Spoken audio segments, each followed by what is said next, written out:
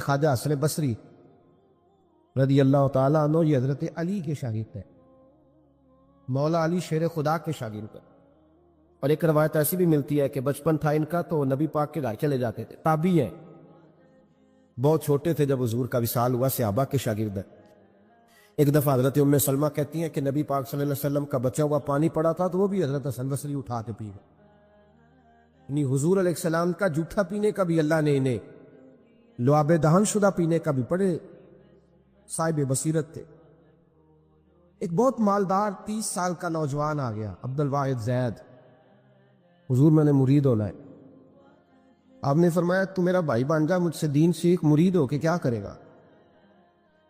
کہنے لگا حضور میں باریکی تک پہنچ گیا ہوں، بھائی تو شریک ہوتے ہیں، مجھے بھائی نہ بنائے، مجھے غلام بنائے۔ تابع داری وہی کر سکتا ہے جو غلامی کرے، بھائی تو شریک ہوتے ہیں، وہ تو مقابلہ کرتے ہیں، غلام بنائے۔ حضرت حسن بصری، حضرت عبد الواحد بن زید رحمۃ اللہ علیہ فرماتے ہیں میں کروڑ پتی تھا، ہیرے جواہرات کا ٹھکانہ ہی نہیں تھا۔ تو حضرت حسن بصری رحمۃ اللہ علیہ فرمانے لگے تیرا میرا سٹیٹس ایک نہیں، تو میرا غلام کیسے بنے گا؟ تیرے گھر میں تو خود بیسیوں غلام ہیں، تیرا میرا سٹیٹس نہیں، میں غریب آدمی ہوں، ایک وقت کھا لیتا ہوں، 2 وقت بھوک کاٹ لیتا ہوں، شہزادہ ہے، سٹیٹس نہیں بنے گا۔ عبد الواحد بن زید گھر گئے، اپنے غلاموں کو کھڑے کھڑے آزاد کر دیا، رشتہ داروں کی لسٹ بنائی، سب کو دعوت کھلائی، جو گھر کے اندر مال دولت تھا ان میں بانٹ دیا، باقی پڑوسیوں کو دے دیا، جو کپڑے پہنے ہوئے تھے وہ بھی اتار کے صدقہ کیے، ٹاٹ کا لباس پہن کے حضرت حسن بصری کے سامنے آ کے کھڑے ہوئے۔ خواجہ حسن بصری نظر اٹھائی، کہا اچھا یہ حال کیسے ہو گیا؟ کہ حضور ہر شے بیچ آیا ہوں۔ تا کیوں؟ فرمانے لگے آپ نے کہا تھا تیرا میرا سٹیٹس نہیں، اب تو ایک ہو گیا ہے نا، اب تو سٹیٹس ایک ہو گیا نا، اب غلامی ملے گی۔ اگر رب تعالیٰ مددگار ہو تو پھر کوئی چیز بھی رستے میں رکاوٹ نہیں بنتی، اور اگر مالک کریم کو منظور نہ ہو تو انسان بہترین سیاستدان ہو، اچھا ایڈمنسٹریٹر ہو، اس کا ذہن بڑی وسعت رکھتا ہو، بڑی اچھی پلاننگ کرنا جانتا ہو، سارا کچھ ہو، بندہ ناکام ہو جاتا ہے۔ مسلمانوں کو جتنی کامیابیاں ملیں ان کا پس منظر صرف اتنا تھا کہ اللہ تبارک و تعالیٰ نے اپنے بندوں کی مدد فرمائی، اور اب تعالیٰ نے قرآن مجید میں اس حقیقت کا بیان کیا، فرمایا بل اللہ مولاکم، فرمایا بلکہ اللہ تمہارا مولا ہے، وَهُوَ خَيْرُ النَّاصِرِينَ، اور وہ بہترین مددگار ہے۔ وہ جو رب تمہارا مولا ہے وہ بہترین مددگار ہے، اور اگر وہ مدد کرے تمہاری، سورہ آل عمران میں آگے جا کے ارشاد فرمایا اگر اللہ مدد کرے تو پھر تم پر کوئی غالب نہیں آ سکتا، اور اگر وہ تمہاری مدد چھوڑ دے تو پھر کوئی تمہاری مدد کر سکتا؟ کوئی مدد نہیں کر سکتا۔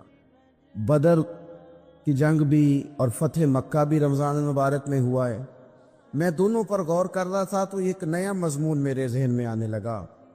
بدر کی جو جنگ ہے اس میں بھی ایک عجیب انقلاب آیا ہے کہ 313 نے 1000 سے مقابلہ کیا، اور جن 1000 سے مقابلہ کیا وہ اسلحے سے لیس تھے، اور یہ جو 313 ہیں ان کے پاس 6 زرہیں، 8 تلواریں، چند گھوڑے، لیکن اللہ نے کامیابی دی تو خود رب نے بیان کیا کس طرح دی، فرمایا وَلَقَدْ نَصَرَكُمُ اللَّهُ بِبَدْرٍ وَأَنْتُمْ أَذِلَّةٌ۔ وہ کامیابی اس طرح ملی ہے کہ رب نے تمہاری مدد کی تھی، تم تو کمزور تھے، اللہ نے بدر میں تمہاری مدد کی، تم جیت گئے۔ وَلَقَدْ نَصَرَكُمُ اللَّهُ بِبَدْرٍ وَأَنْتُمْ أَذِلَّةٌ، اللہ نے بدر میں تمہاری مدد کی، تم تو کمزور تھے۔ پھر فتح مکہ نصیب ہوئی تو اس میں بھی بہترین منصوبہ بندی نبی پاک علیہ السلام نے فرمائی، بہترین حکمت عملی حضور نے اپنائی، لیکن ہمیں جو اللہ رسول نے بات سمجھائی وہ کیا ہے؟ اذا جاء نصر اللہ والفتح، فرمایا جب اللہ کی مدد آئی اور فتح نصیب ہو گئی۔ یہ اللہ نے مدد فرمائی تمہاری، یہاں بھی فتح مکہ بھی اللہ کی مدد سے، جنگ بدر بھی اللہ کی مدد سے۔ وہ جو مدد ہے اللہ تعالیٰ کی، جب وہ ہم یہ کرتے ہیں کہ ہم اپنی ساری زندگی سیاست کی نظر کر دیں. ہماری سیاست صرف ملک میں نہیں ہوتی، ہماری سیاست خاندان میں بھی ہوتی ہے. ہم گھر کے اندر بھی سیاست کرتے ہیں. ہم کسی خاص طریقے سے لوگوں کو اپنے پیچھے چلانا چاہتے ہیں. ہم ایک خاص اسلوب اختیار کرتے ہیں کہ لوگ ہمارے پیچھے چلیں. اس کا نقصان ہمیں یہ ہوتا ہے کہ سیاست جو ہوتی ہے یہ شطرنج کے ہیر پھیر کی طرح ہوتی ہے. تو اس کے راز بڑی جلدی کھلنے لگ جاتے ہیں. پتہ چل جاتا ہے کہ بندہ مخلص نہیں تھا، سیاست کر رہا تھا، طریقے سلیقے سے اس نے جوڑ کے رکھا ہوا تھا. ہم ہر جگہ سیاست کے بل بوتے پر چیزوں کو لے کے چلنا چاہتے ہیں. سیاستیں ناکام ہو جاتی ہیں، سیانے لوگ فیل ہو جاتے ہیں. بچتا صرف وہی ہے جس کے پیچھے رب تعالیٰ کی مدد شامل حال ہوتی ہے.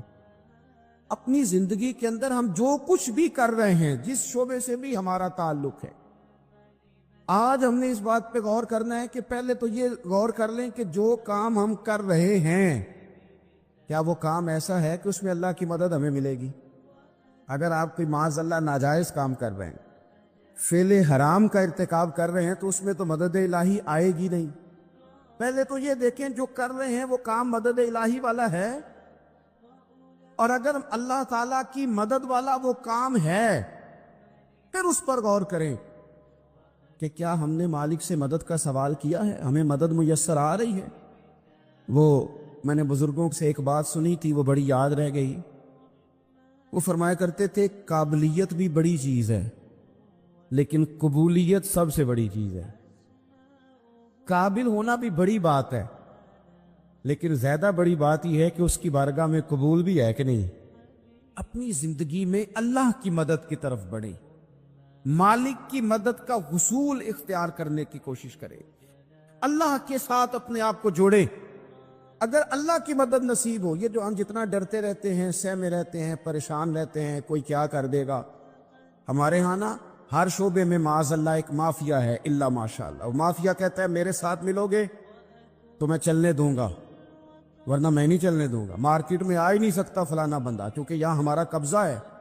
اور میرے بھائی پھر بہت سارے لوگ جن کی نیتیں اور ارادے بڑے اچھے ہوتے ہیں شروع میں، وہ بھی اس مافیا کا شکار ہو جاتے ہیں اور ان کے رنگ میں رنگ جاتے ہیں.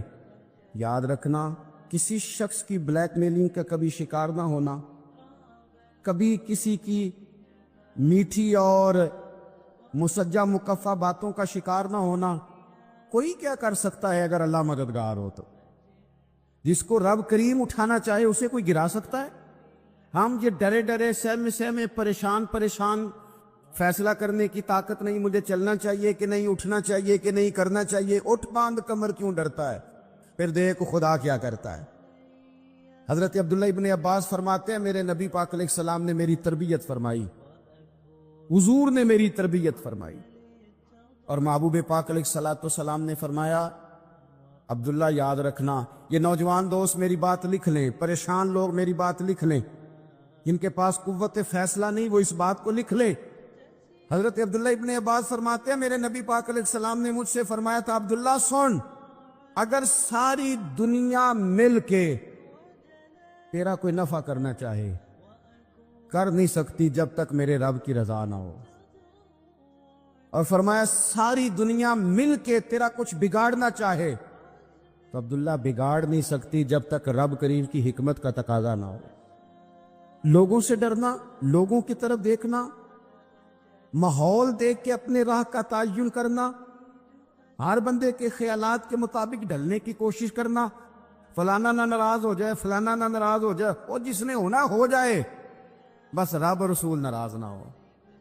اپنی زندگی میں اپنے مالک کو مولا جان کے، بل اللہ مولاکم، اللہ تمہارا مولا ہے، وَهُوَ خَيْرُ النَّاصِرِينَ، وہ بہترین مددگار ہے.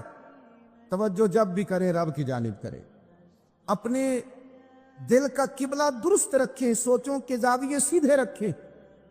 میرے بھائی مالک جب بندوبست کر دے نا، یا مالک بندوبست کرتے، پھر ایسا بندوبست کرتا ہے کہ لوگوں کے پاس نا چارہ نہیں رہتا. حضرت مریم رضی اللہ تعالی عنہا پاک باز تھی، مسجد میں رہی تھی، پر مالک کی حکمت کے تقاضے بڑے عجیب ہے نا. پھر جناب مریم کو اللہ تعالیٰ نے بغیر شوہر کے اولاد عطا کر دی. یہ بات ہی ایسی تھی. کسی نے کہا تھا کہ مخلوق تو فنکار ہے اس درجہ کے پل بھر میں سنگے در کعبہ سے بھی اصنام تراشے. تم کون ہو، کیا چیز ہے داغے کبابی. لوگوں نے تو مریم پہ بھی الزام تراشے.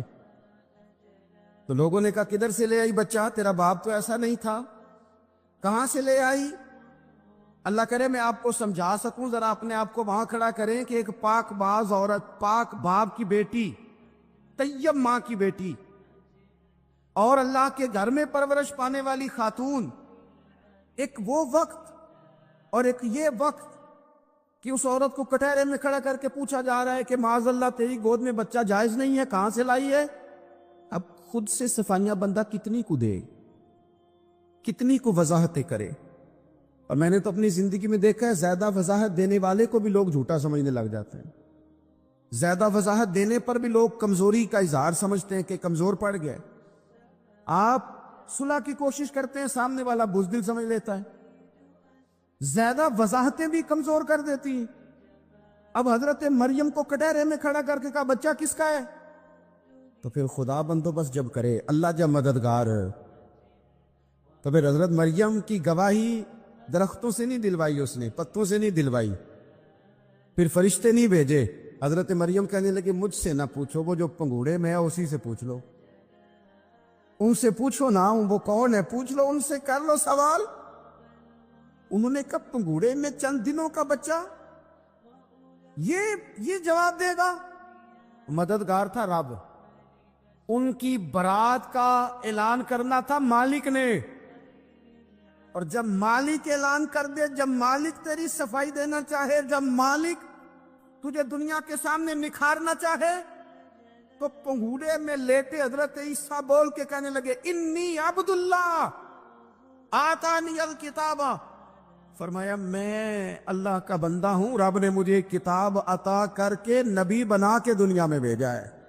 میں اللہ کا بندہ ہوں، کتاب لے کے آیا ہوں، نبی بن کے آیا ہوں. پھر پنگوڑے سے اعلان ہو گیا، پھر بچہ بول پڑا. وما اصابکم من مصیبت فبما کسبت ایدیکم.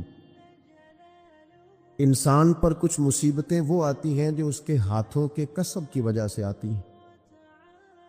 بہت ساری قوموں پر عذاب اس لیے آئے کہ انہوں نے بعض گناہ کیے تھے، لیکن یہ یاد رکھیے گا کہ عذاب ہمیشہ گناہوں کی وجہ سے نہیں آتے، تکلیفیں ہمیشہ گناہوں کی وجہ سے نہیں آتی.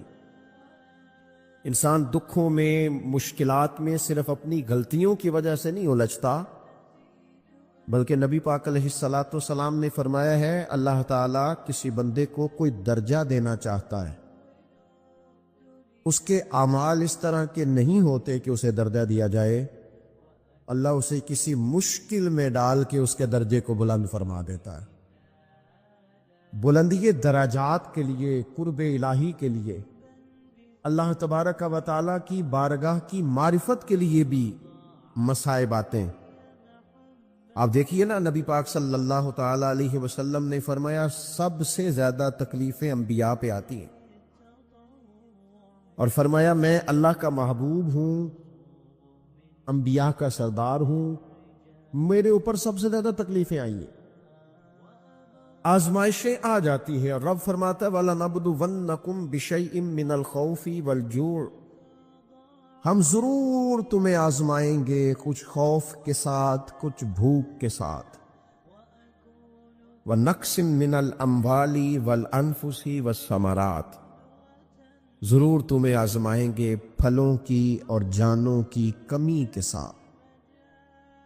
اگر تم اس میں ثابت قدم رہے، شکوے نہ کیے، اپنے رب کی رضا پہ تم راضی رہے، تو وبشر الصابرین.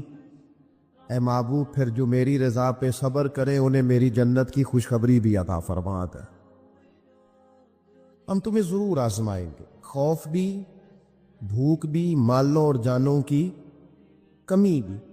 مومن کی یہ شان ہوتی ہے کہ وہ کسی بھی موقع پر اپنے رب سے شکوہ نہیں کرتا، کسی بھی حال میں اپنے رب کی شکایت نہیں کرتا.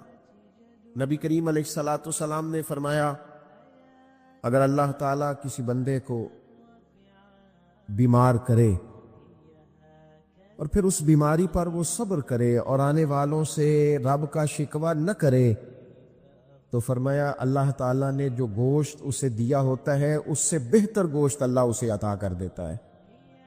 اگر اللہ تعالیٰ کی حکمت غالب ہو اور تقاضا اس بیماری میں اس بندے کے انتقال کے کر جانے کا ہو تو فرمایا پھر اللہ تعالیٰ اسے شہادت کا درجہ عطا فرما دیتا۔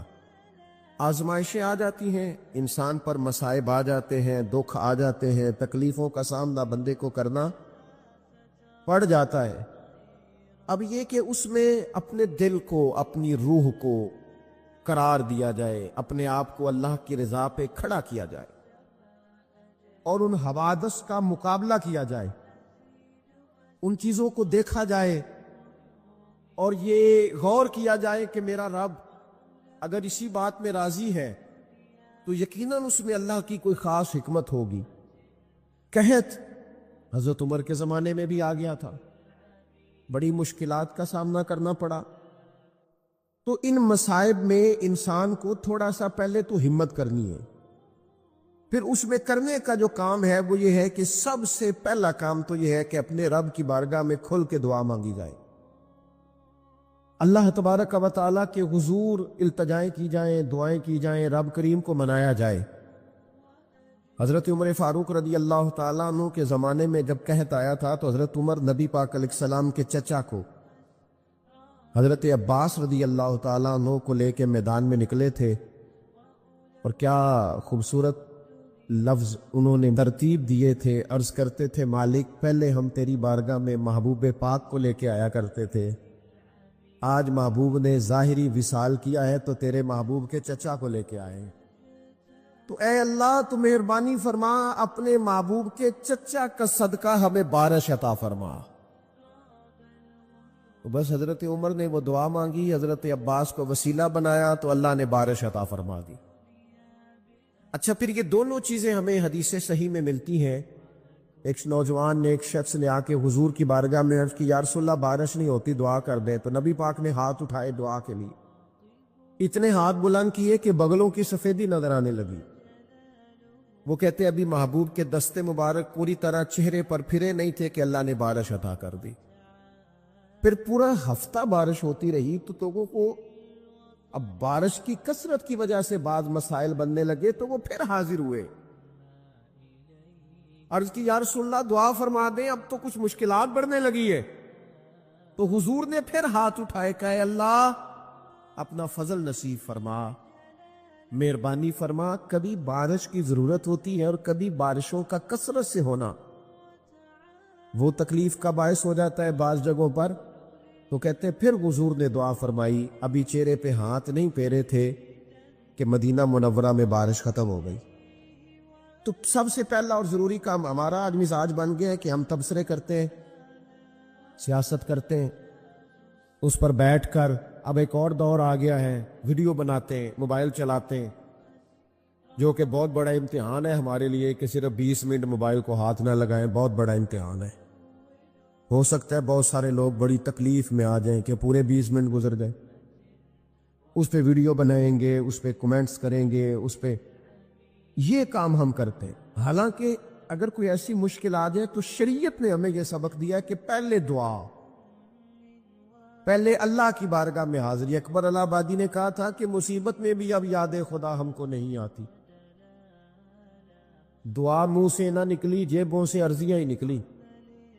ہم محکموں میں درخواستیں دیتے ہیں لیکن دعا کی طرف بڑھتے بڑا خوبصورت کام ہے۔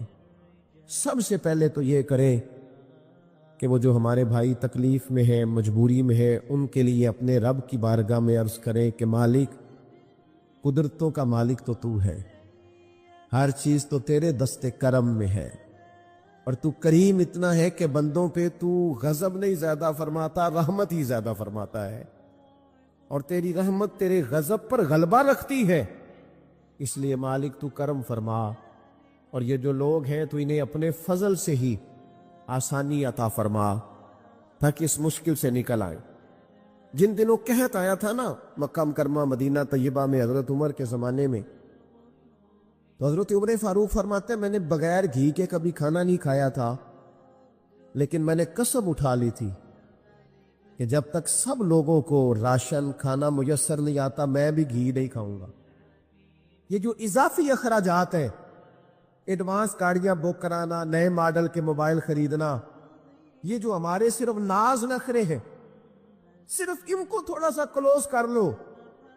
عجیب بات ہے نا، عجیب ظلم ہے نا کہ ایک بچہ رات کو اس لیے کھانا نہیں کھا رہا کہ اس کی مرضی کا پکا ہوا نہیں، اور ایک طرف میرے ہی وطن میں اس ویڈیو نے بھی میری چیخیں نکلوا دی جس میں ایک بیٹی، اور اس کی عمر بھی بالکل اتنی ہے جتنی میری بیٹی کی عمر ہے، اس سے وہ صحافی پوچھتا ہے، پاؤں اس کے ننگے ہیں اور پاؤں پہ کیڑے چڑھ رہے ہیں، تو اس سے پوچھتا ہے پتر کیا چاہیے؟ وہ کہتی ہے صرف روٹی کھانی ہے، کوئی مطالبہ نہیں، کوئی مطالبہ نہیں، روٹی دا دکھ نہ پوچھو، یہ روٹی بندہ کھا جا دیجیے، روٹی بندہ کھا جاتا۔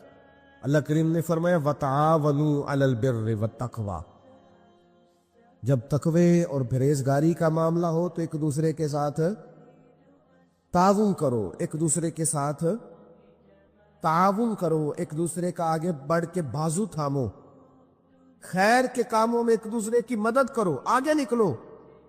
ہو جاتا ہے کبھی کبھی ایسا کہ ایک بھائی کے پاس بہت زیادہ مال ہوتا ہے، دوسرے کے پاس کم ہوتا ہے، اور نبی پاک صلی اللہ تعالی علیہ وسلم نے ارشاد فرمایا کہ یاد رکھنا اللہ تبارک و تعالی اتنی دیر تک تمہاری مدد کرتا ہے جب تک تم اپنے بھائی کی مدد کرتے رہتے ہو، اللہ تمہارا مددگار رہتا ہے۔ اور یہ جو مسلمان ہوتے ہیں، مومن، کلمہ پڑھنے والے، ان کے بارے میں میرے نبی پاک علیہ الصلوۃ والسلام نے فرمایا کہ یہ ایک جسم کی مانند ہے، ایک جسم کی طرح ہے۔ مومن ایک جسم کی طرح ہے، جس طرح یہ پورا جسم ہوتا ہے۔ اور حضور نے مثال دے کے بعد سمجھائی، فرمایا جسم کا ایک حصہ تکلیف میں ہونا تو سارا جسم اس کا کرب محسوس کرتا ہے، یعنی درد صرف دانت میں ہے لیکن روٹی کھانے کو دل نہیں کرتا، کسی سے بات کرنے کو دل نہیں کرتا، اٹھ کے باہر جانے کو طبیعت ہے نہیں چاہتی، پورا وجود اس کا کرب، اس کی تکلیف محسوس کرتا ہے۔ فرمایا جس طرح ایک جسم کے ایک حصے کو تکلیف ہو، آپ مجھے بتائیے نا، آپ کے دانت میں تکلیف ہے تو کیا کبھی آپ کے دماغ نے کہا ہے کہ ڈاکٹر کے پاس نہیں جانا؟ پیروں نے کہا ہے میں نے نہیں چل کے جانا، یہ تو مسئلہ صرف اور صرف دانت کا ہے، دانت جانے، اس کا کام جانے؟ ایسا ہوتا نہیں۔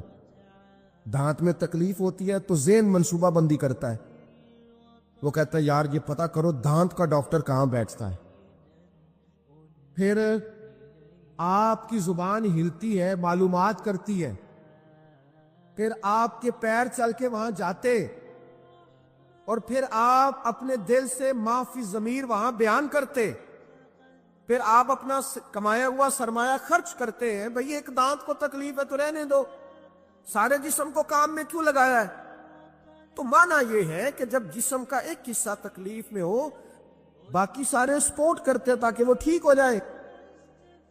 تو حضور نے فرمایا میرے سارے مومن ایک جسم کی طرح، سارے مکے سے ہجرت کر کے مدینے آئے، گھر بار پیچھے رہ گئے، جائیدادیں پیچھے رہ گئی، کاروبار پیچھے رہ گئے، حضور نے فرمایا تم بھائی ہو، لیکن وہ صحابہ تھے نا، انہوں نے بھائی بھائی اپنے آپ کو صرف تقریروں میں نہیں سمجھا تھا، انہوں نے اپنے آپ کو بھائی بھائی صرف محفلوں کے نعروں میں نہیں سمجھا تھا، انہوں نے اپنے آپ کو بھائی بھائی صرف ادیب شاعر کی شاعری میں نہیں سمجھا تھا، وہ من سے ان کی آوازیں آتی تھی ہم سچ مچ کے بھائی ہیں، انہوں نے طے کر لیا تھا کہ ہم بھائی ہیں۔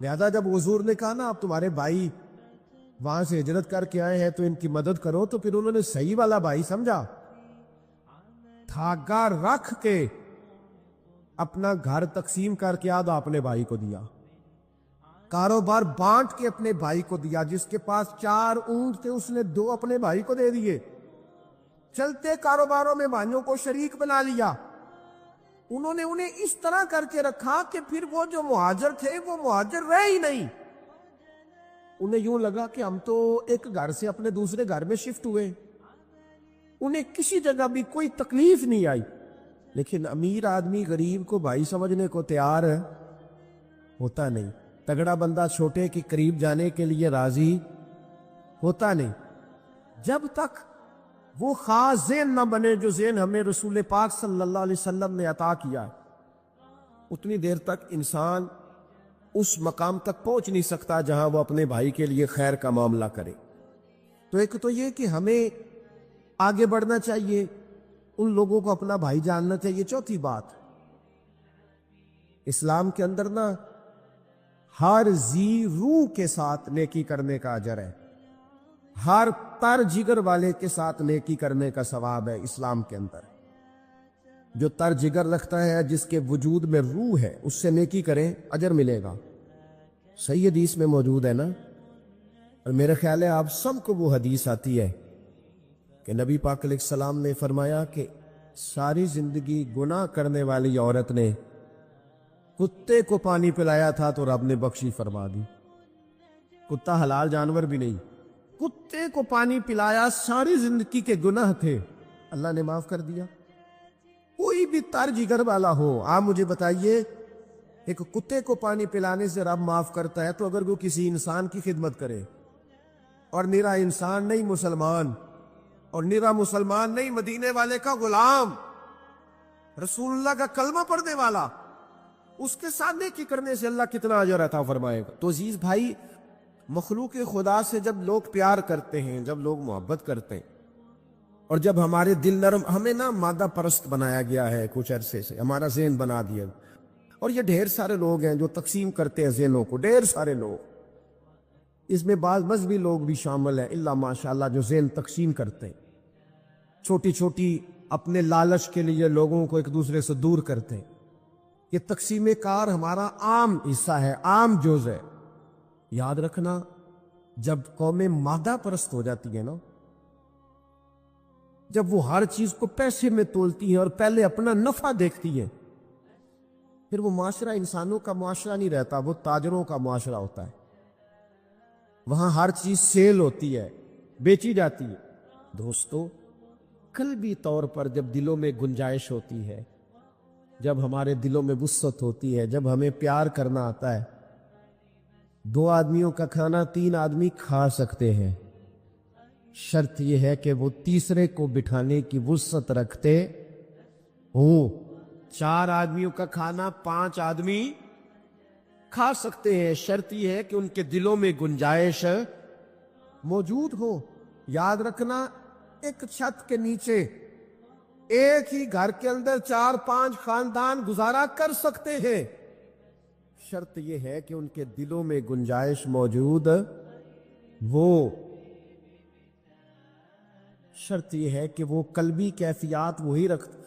لیکن ہمیں نا کچھ مست سا کر دیا گیا ہے اپنی اپنی دنیا داری میں، کچھ محو سے ہیں، کچھ اس طرح کا ماحول بنا دیا گیا، مجھے کیا لینے دیں، کیا لینے دیں مجھے۔ مذہبی لوگ بھی اتنے لاکھ کی محفل نعت، اتنے لاکھ کا عرس، اتنے لاکھ کی فلانی شے، اور خدا کے بندو کچھ دیر کے لیے چھوڑ لو، کچھ دیر کے لیے مہربانی کر لو، اور دیکھو تو صحیح ضرورت کس چیز کی زیادہ ہے۔ چلو کوئی تو گنجائش پیدا کرو زندگی میں۔ اسلامی عقائد میں سے نا ایک بنیادی عقیدہ آخرت ہے۔ جن چیزوں پر انسان ساری زندگی اعمال کرتا ہے، وہ چیزیں ہوتی ہیں جو اس کے عقیدے میں شامل ہوتی ہیں۔ عقیدہ جس طرح کا ہوتا ہے اسی طرح کا انسان عمل کرتا ہے، جو اس کی سوچیں ہوتی ہیں، جو افکار ہوتے ہیں، اسی طرح اپنے شب و روز گزارتا ہے۔ جن لوگوں کا عقیدہ آخرت مضبوط ہوتا ہے نا، کہ ہم نے اللہ کی بارگاہ میں کھڑے ہونا ہے، ہم نے اس کی بارگاہ میں جا کے اپنے اعمال کا حساب دینا ہے، عقیدہ آخرت مضبوط ہو تو لازمی طور پر اعمال سنور جاتے ہیں۔ انسان جواب دہی کے تصور کے ساتھ اپنے معاملات زندگی کو بار بار صحیح کرنے کی کوشش کرتا ہے۔ عقیدہ آخرت اسلامی عقائد میں بنیادی فکر کا عقیدہ ہے، اساس ہے عقائد۔ اگر کسی شخص کا یہ خیال ہو جائے کہ میں بس یہی زندگی ہے، کھا لو پی لو موج کرو، تو ظاہر ہے وہ فنا کا نام جب رکھ لے گا زندگی کو اور وہ دوبارہ اٹھنے کا قائل ہی نہیں ہوگا تو وہ تو کسی قانون کا پابند ہی نہیں رہے گا، وہ تو کسی چیز کی پابندی نہیں کرے گا، کسی چیز سے پرہیز نہیں کرے گا، من چاہی زندگی گزارے گا۔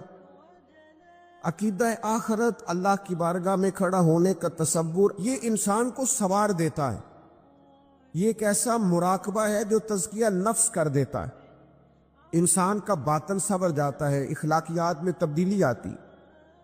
پھر کوئی کیمرہ بھی نہ لگا ہو نا، کوئی بھی نہ دیکھ رہا ہو تو بندہ پھر بھی نیک ہو جاتا ہے، کیونکہ اس کا خیال ہوتا ہے میرا رب مجھے دیکھ رہا ہے، صبح قیامت میں اپنے رب کی بارگاہ میں کھڑا کیا جاؤں۔ تو عقیدہ آخرت کی مضبوطی، اس تصور کا مضبوط ہونا امت مسلمہ کے لیے نہایت ہی ضروری ہے۔ آپ دیکھیے قرآن مجید فرقان حمید ہماری توجہ دلاتا ہے، اور سورۃ القیامہ کے اندر اللہ کریم نے ارشاد فرمایا ایحسب الانسان، کیا آدمی اس گھمنڈ میں ہے، کیا انسان کا یہ خیال ہے ان یترک سدی، کہ اسے آزاد چھوڑ دیا جائے گا، اس سے پوچھا نہیں جائے گا؟ کیا انسان یہ سمجھتا ہے اس سے کوئی سوال ہی؟ ایحسب الانسان، کیا انسان اس گمان میں ہے، اس گھمنڈ میں ہے ان یترک سدی، اسے آزاد چھوڑ دیا جائے گا، کوئی پوچھنے والا نہیں ہوگا؟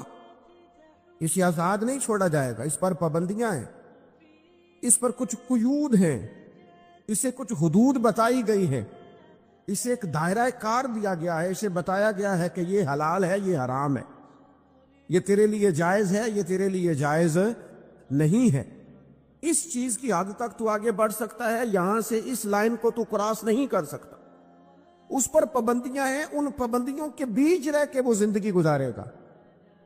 اور یہ بھی یاد رکھے، یہ آیت ایک دوسرا معنی یہ دیتی ہے کہ یہ مت سمجھے کہ صبح قیامت اسے چھوڑ دیا جائے گا، اس سے پوچھا جائے گا، اس سے سوال کیا جائے گا۔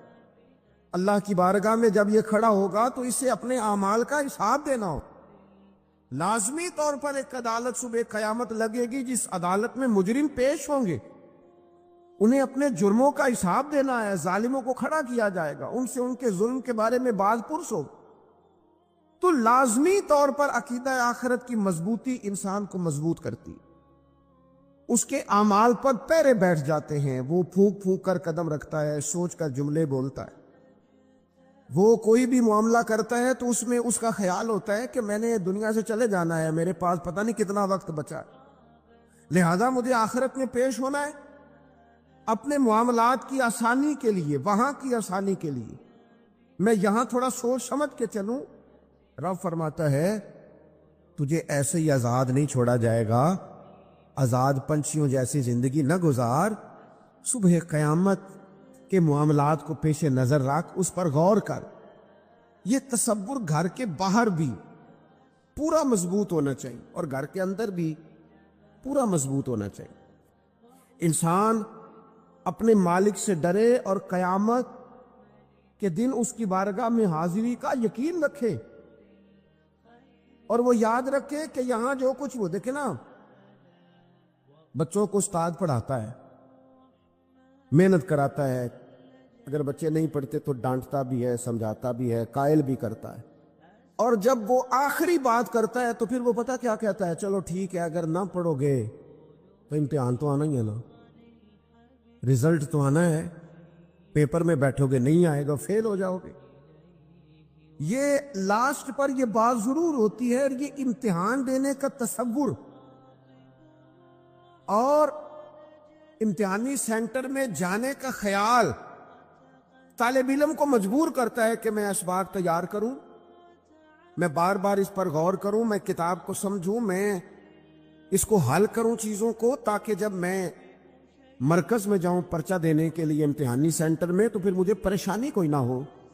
بس سمجھانے کے لیے بات عرض ہے کہ یہاں لوگوں کو بتایا جاتا ہے، قائل کیا جاتا ہے یہ حلال ہے، یہ حرام ہے، یہ تیرے لیے ٹھیک نہیں ہے، یہ تیری حدود ہیں، یہ تیرے قیود ہیں، یہ تیرا دائرہ کار ہے۔ لیکن اگر پھر بھی کوئی بندہ باز نہ آئے، پھر بھی کوئی شخص باز نہ آئے، تو پھر اس کو کہا جائے گا صبح قیامت اللہ خود حساب لے لے گا، پھر تجھے مالک اپنے سامنے کھڑا کرے گا، ثم لتسألن یومئذ عن النعیم، پھر وہ تجھ سے ایک ایک نعمت کے بارے میں سوال کر لے گا، پھر تجھے جواب دینا ہوگا۔ تو اس تصور کو اپنی زندگی میں لاگو کریں کہ ہم نے مرنا ہے، اللہ کی بارگاہ میں جان، اس تصور کو پوری طور پر طاری کریں اپنے ذہنوں میں۔ یہ جو رسمی سی بات ہے نا، پتہ نہیں کب چلے جانا ہے، جو جانے والے ہوتے ہیں ان کی کوئی تیاری بھی ہوتی ہے۔ جن کو پتہ ہوتا ہے نا، وہ رمضان المبارک میں نا کئی دفعہ ایسا ہوتا ہے کہ ٹکٹیں نہیں مل رہی ہوتی اور عمرے کے ویزے لگ چکے ہوتے ہیں، تو ایجنٹ کہہ دیتے ہیں جانے والوں کو کہ تیاری رکھنا، کسی وقت بھی میرا فون آ جائے گا۔ تو لوگوں نے بیگ باندھ لیے ہوتے ہیں، سامان تیار کر لیا ہوتا ہے، سارے انتظامات کر کے رکھے۔ کیوں؟ کہ پتہ نہیں کس وقت بلاوا آ جائے گا۔ تو روز کہتا ہے پتہ نہیں اللہ کی جانب سے کس وقت بلاوا آ جائے گا۔ پھر اپنی تیاری بھی تو یار کچھ بتانا، میں بھی بتاؤں، آپ بھی بتائیں۔ پھر ہم اپنے آپ سے یہ بھی تو سوال کریں نا کہ جہاں اچانک جانا پڑے اس کے لیے تیاری ہوتی، ہماری تیاری کیا ہے اگر اچانک جانے پڑے اس کی بارگاہ میں؟ کیا تیاری؟ روز دیکھ رہے ہیں نا، کچھ لوگ روڈ پہ چڑھے تھے پہنچ نہیں سکے، ہاسپٹل گئے تھے پہنچ نہیں سکے، کچھ لوگ کسی